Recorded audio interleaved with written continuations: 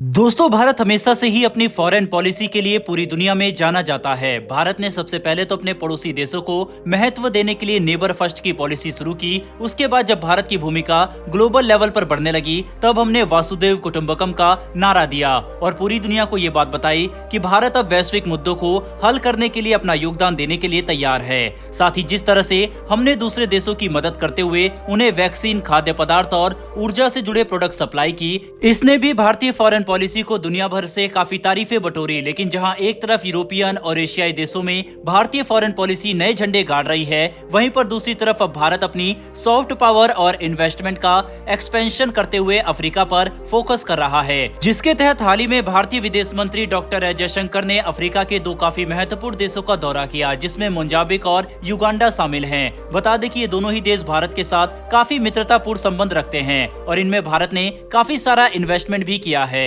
ऐसे में अचानक से इन देशों में खुद भारतीय विदेश मंत्री का पहुंचना पूरे अफ्रीका को काफी पॉजिटिव मैसेज सेंड करता है। साथ ही आपको ये बात जानकर काफी हैरानी होगी कि साल 2022 के डाटा के अनुसार भारत अब तक अफ्रीका में $74 बिलियन तक का इन्वेस्टमेंट कर चुका है और आने वाले समय में यह आंकड़ा लगातार बढ़ेगा। और कई एक्सपर्ट का मानना है कि साल 2030 तक अफ्रीका में भारत की टोटल इन्वेस्टमेंट $150 बिलियन तक को पार कर सकती है, जो अपने आप में ही एक काफी विशालकाय आंकड़ा है, जिससे ये बात भी साफ हो जाती है कि भारत अफ्रीका में अपनी सॉफ्ट पावर बढ़ाने के लिए पूरी तेजी से काम कर रहा है, ताकि हम अफ्रीकी महाद्वीप में चीन की इन्फ्लुएंस को काउंटर कर सके, जो आज भारत के लिए एक काफी बड़ी समस्या बन चुका है। दरअसल चीन अफ्रीका में अपना प्रभाव लगातार बढ़ाने के लिए कर्ज और बेल्ट एंड रोड इनिशिएटिव का इस्तेमाल कर रहा है, जिसके तहत चीन अफ्रीका के गरीब देशों को डेवलपमेंट के झूठे सपने दिखाकर अपने कर्ज के जाल में फंसा रहा है, ताकि वह इन सभी देशों को नेचुरल रिसोर्सेज के लिए एक्सप्लॉइट कर सके। साथ ही हमने देखा है कि कैसे चीन ने जिबूती में अपना एक मिलिट्री बेस तक बना लिया, जो हिंद महासागर में शांति और सुरक्षा को खतरे में डाल सकता है। वहीं पर अब तो चीनी नौसेना के युद्धपोत और जासूसी जहाज लगभग हमेशा ही हिंद महासागर और जिबूती मिलिट्री बेस में तैनात रहते हैं, जिस पर भारत काफी पैनी नजर बनाए हुए है।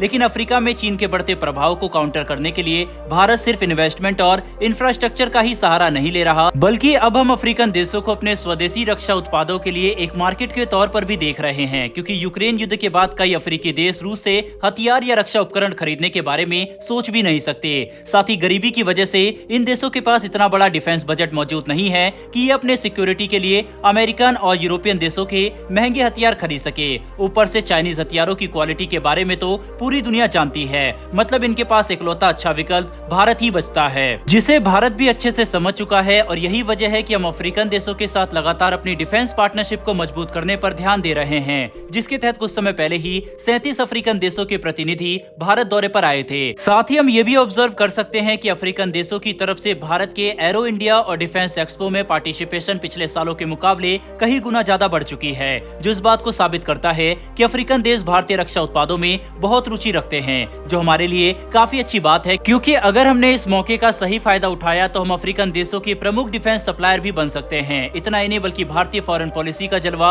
अब अमेरिका और यूरोपियन देशों के मार्केट में भी खुलेआम देखा जा सकता है, जिस पर बात करते हुए अमेरिका के एक बिजनेसमैन और पॉलिटिशियन साजिद तरार ने पाकिस्तानी पॉलिटिकल एनालिस्ट कमर चीमा के साथ एक इंटरव्यू में ये बात खुलकर कही कि आज अगर अमेरिका के किसी भी फार्मेसी में दवाई लेने के लिए जाएंगे तो वहां पर आपको अधिकतर मेडिसिन मेड इन इंडिया ही मिलेगी। साथ ही उन्होंने एप्पल प्रोडक्ट की मैन्युफैक्चरिंग के मामले में भी भारत की बढ़ती पकड़ को स्वीकार किया और ये बात मानी है कि आज दुनिया भर की कंपनी भारत को मैन्युफैक्चरिंग के लिए एक हॉट स्पॉट के तौर पर देख रही है। इतना ही नहीं, बल्कि अब जिस तरह से भारत पश्चिमी देशों के अलावा अफ्रीकन मार्केट में अपनी पकड़ मजबूत करने की कोशिश कर चुका है, यह देखकर चीन भी काफी नर्वस हो रहा है, क्योंकि भारत अफ्रीकन देशों के साथ अपनी डिप्लोमेटिक एंगेजमेंट को कहीं गुना ज्यादा बढ़ा चुका है और भारत अफ्रीका में अपने इन्वेस्टमेंट पर भी काम कर रहा है, ताकि हम अफ्रीकन देशों के पास मौजूद विशालकाय प्राकृतिक भंडारों का फायदा उठा सके, जो हमारे आर्थिक विकास में एक काफी महत्वपूर्ण योगदान दे सकता है। यानी भारत अपनी फॉरेन पॉलिसी के दम पर अब अफ्रीका में भी अपनी सॉफ्ट पावर बढ़ा रहा है,